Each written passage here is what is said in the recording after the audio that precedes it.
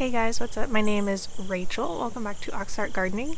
If you remember my tour last week, I was out here in one of my biggest jackets and a hat and some boots. And today I'm here feeling warm.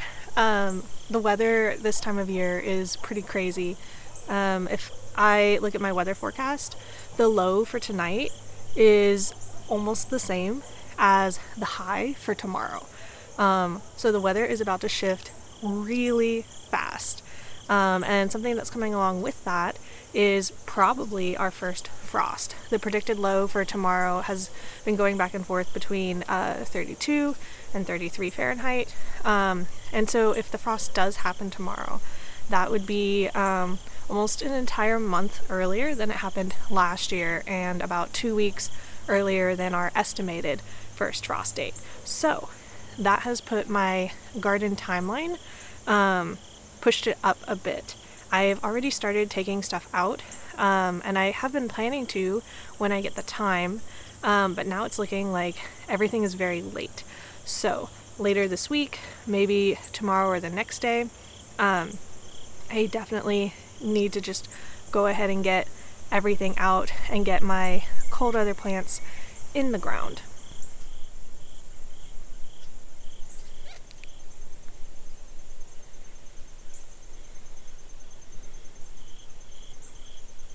Something else I have to do before the frost comes, which is basically tomorrow before evening, is pick everything off of the frost tender plants.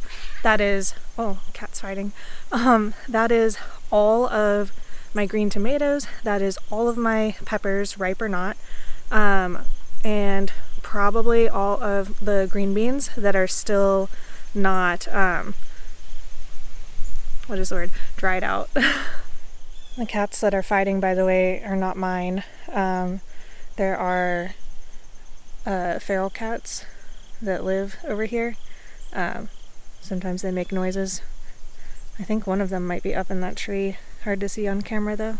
And because the weather's changing, it is a little breezy out here. Hopefully it's not too bad on the mic. So right here, the first row, this is still mainly the same. I pulled out a little bit of the tomatoes as I was pulling out peppers over here. And I pulled some of them out earlier last week. But all of this is coming down imminently, even though my beans are still producing quite a significant amount.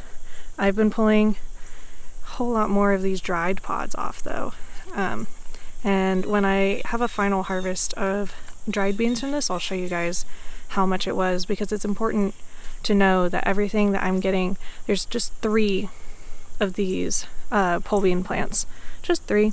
I know it looks like a lot more because of all of the tomatoes down here, but there's just been 3 this whole time.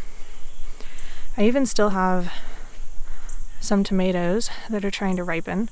So I think I'll have one more batch of red tomatoes to preserve, and then a final batch of green ones.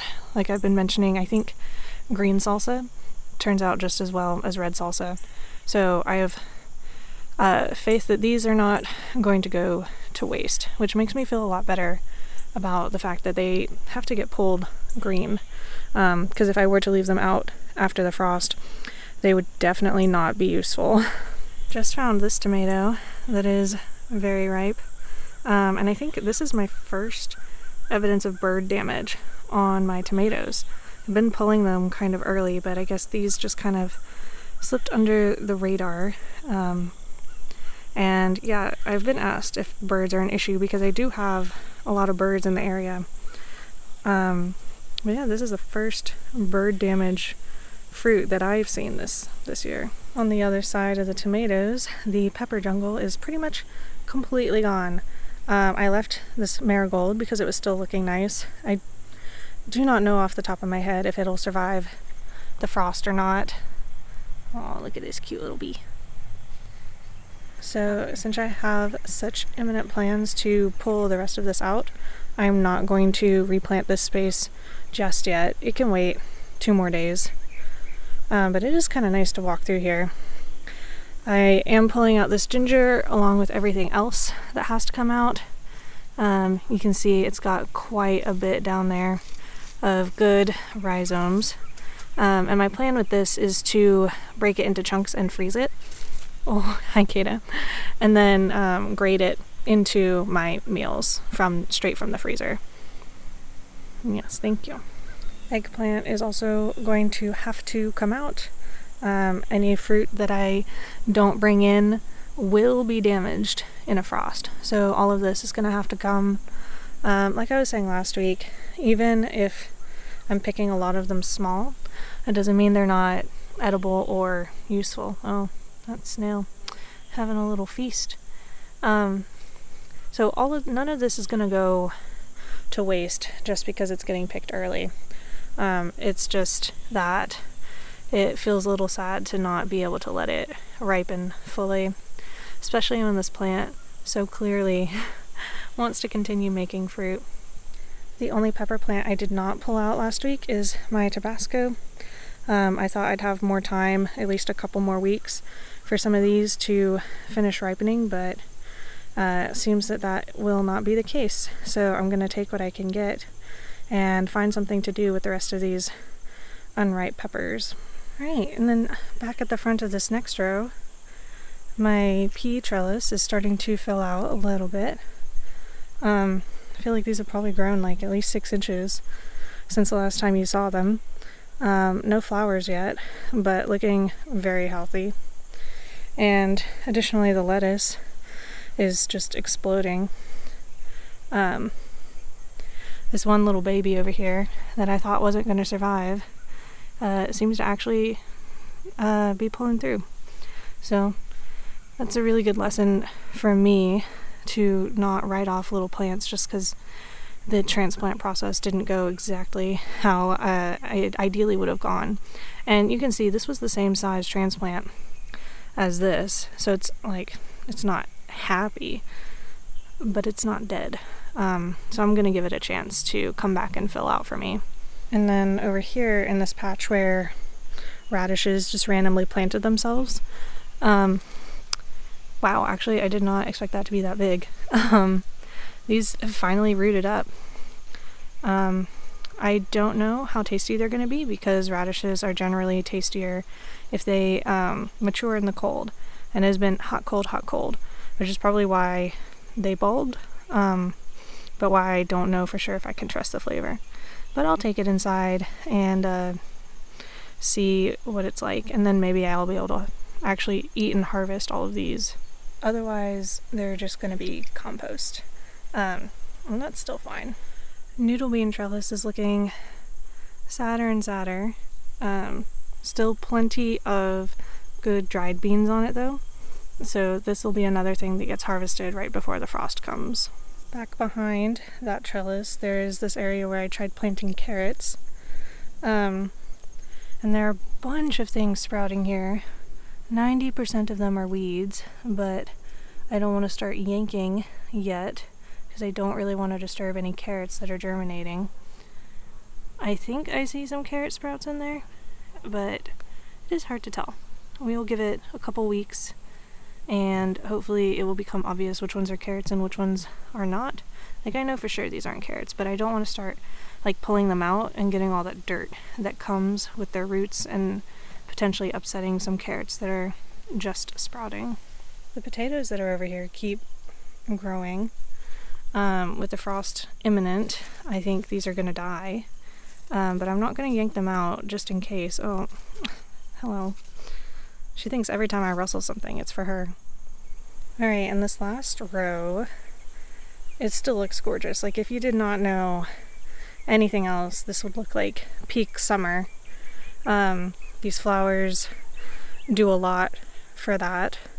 But there's also a lot of ripe peppers out there. You can see the colors. All of these, ripe and unripe, are going to have to come before tomorrow. But I think I've got quite a few, and I'm pretty happy with what I've gotten so far this season. The raised bed, unchanging as ever, except for the cilantro, which is coming up. A lot of it sprouted kind of late, but that's fine. This will survive the frost just fine, as will pretty much everything here. The only thing I'm expecting to die back is the stevia, and I don't know about the Mexican tarragon actually. But the stevia will for sure die, and it will look dead and sad until next spring when it comes back up from the roots like it does. I don't even know if it'll finish with most of these seeds actually. I think some of these are harvestable, the brownish ones. The rest of them, I'm not sure.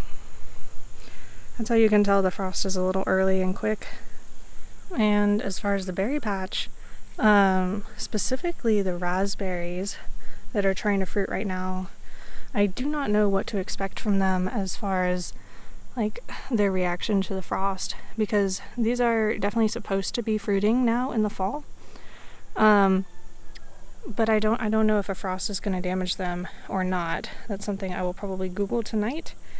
And if it seems like it might damage them, then they will get a sheet cover overnight, because I think it'll warm back up and not be like frosty consistently for at least a couple more weeks.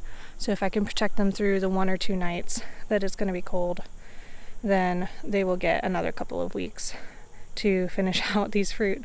I hope I get some. I really do. They're getting so close, I think. They're looking like actual little raspberries. Alright guys, before I go inside, I am going to pick myself a bouquet of these zinnias while they're still pretty. But I'm going to go ahead and say goodbye to you now. Thank you so much for watching. As always, you can check out previous garden tours on these playlists here. Happy gardening!